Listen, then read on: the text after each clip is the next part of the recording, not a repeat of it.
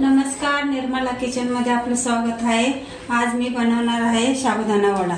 तर त्यासाठी बघा मी साबुदाणा छान असा भिजवून घेतलेला आहे।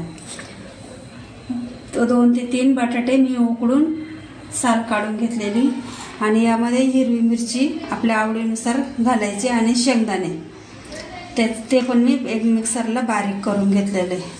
आता आपण यामध्ये चवीनुसार मीठ घालून घेणार आहे।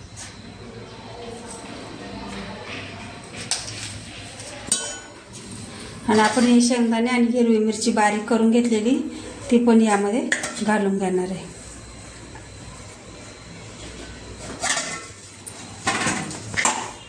आणि बटाटे छान असे आपण हाताने कुस्करून घ्यायचे।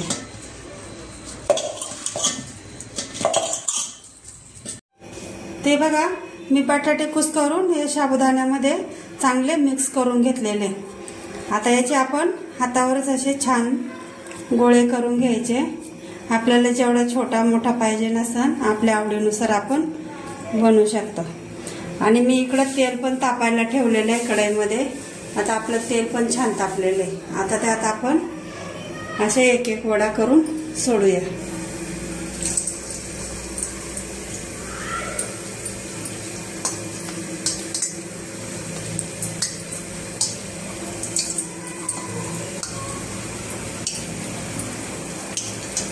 ते बघा असे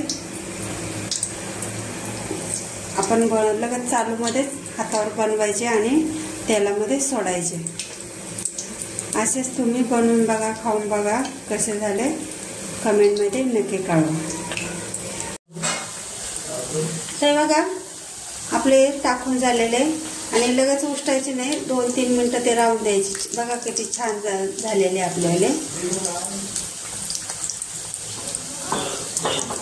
असे सर्व आपण हे चमच्या साहाय्याने उष्टून घेऊया।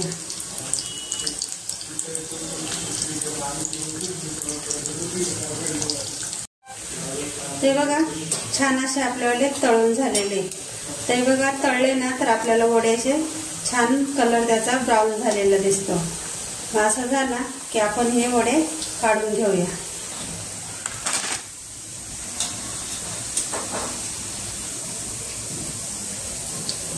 हे बघा आता आपले सर्व वडे काढून झालेले। आता बाकीचे राहिलेले ते पण मी छान असे तळून घेते। बघा किती असे एकदम टम मध्ये फुगलेले। हे बघा किती छान फुगलेले। आता असेच मी सर्व तळून घेते। ते बघा आपले सर्व वडे तळून झालेले आहेत। असेच तुम्ही बनवून बघा, खाऊन बघा कसे झाले, कमेंट मध्ये नक्की कळवा। हे बघा किती छान आलेले। असेच तुम्ही बनवून बघा, खाऊन बघा कसे झाले, कमेंट मध्ये नक्की कळवा। थँक्यू।